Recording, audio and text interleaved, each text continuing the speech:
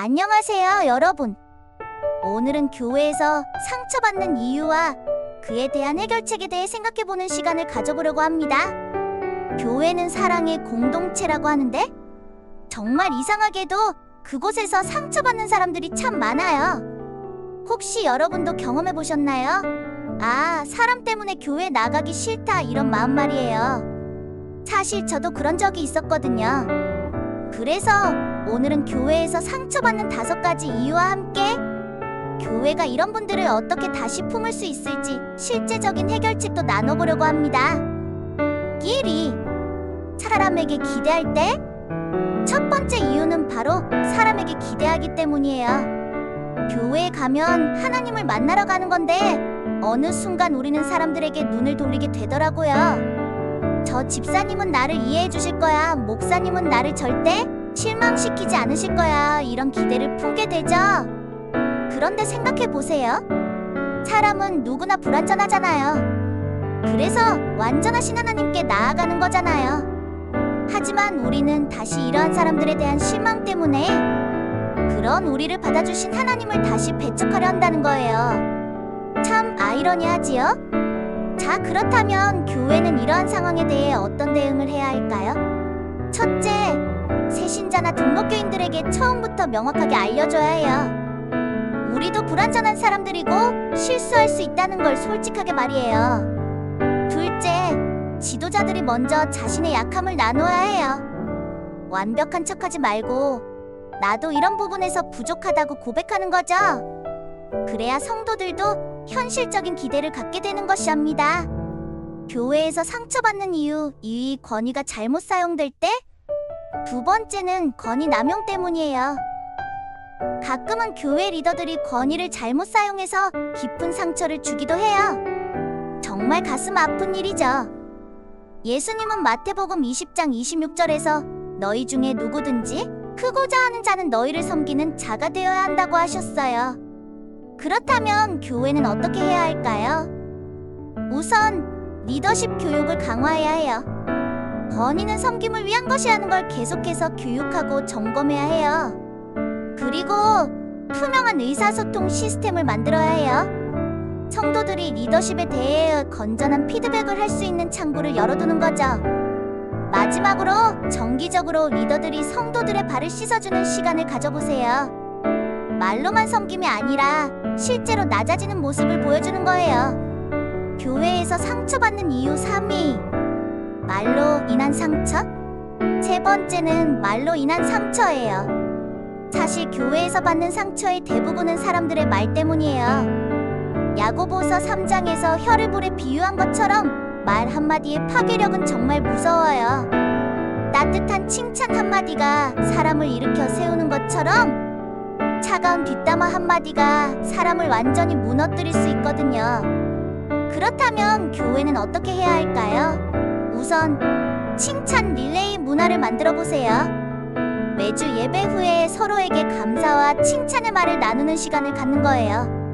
그리고 비판하기 전에 기도하기 원칙을 세워보는 거예요.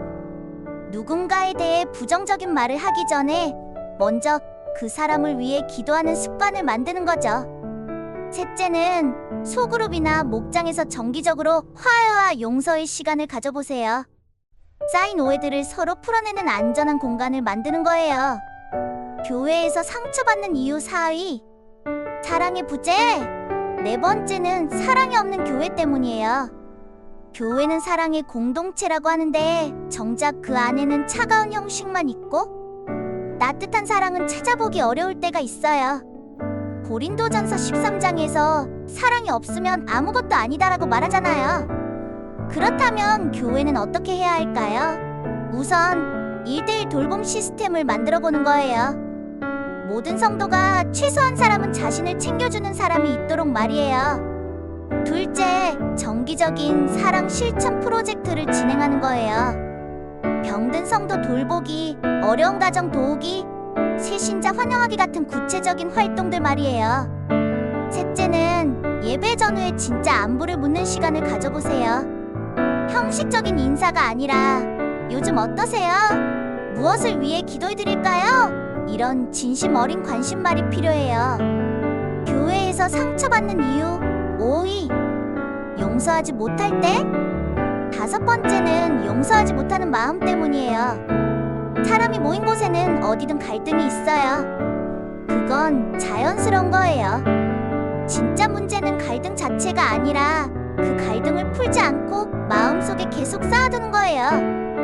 에베소서 4장 32절에서 서로 용서하기를 하나님이 그리스도 안에서 너희를 용서하심과 같이 하라고 말씀하시죠? 그렇다면 교회는 어떻게 해야 할까요? 우선 갈등 중재팀을 만들어 보세요. 갈등이 생겼을 때 중립적인 입장에서 도와줄 수 있는 훈련된 팀 말이에요. 그리고 정기적으로 화해의 주의를 정해서 서로 용서를 구하고 베푸는 시간을 가져보세요. 마지막으로 개인적인 상처가 깊은 분들을 위해 전문 상담사나 목회 상담 프로그램을 연결해 주세요. 혼자서는 해결하기 어려운 상처들이 있거든요. 여러분, 오늘 이야기한 교회에서 상처받는 5가지 이유들. 결국은 우리가 모두 불완전한 존재이기 때문이에요. 하지만 중요한 건 교회가 이런 문제들을 인정하고 적극적으로 해결책을 찾아 나가는 거예요. 상처받은 분들을 다시 품기 위해 노력하는 거죠. 혹시 교회 리더분들이 이 영상을 보고 계신다면 상처받은 성도들에게 직접 찾아가서 사과하세요. 교회 시스템을 점검하고 개선하세요. 무엇보다 예수님의 마음으로 섬기세요. 그리고 상처받으신 성도분들께 완벽한 교회는 없어요. 하지만 여러분을 진심으로 사랑하고 회복시키고 싶어하는 교회들이 분명히 있어요.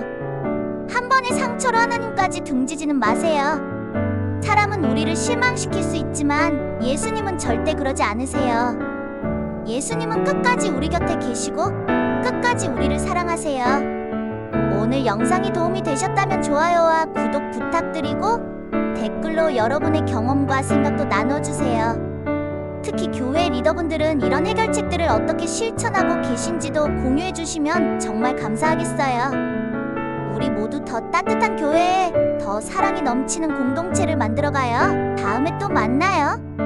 감사합니다.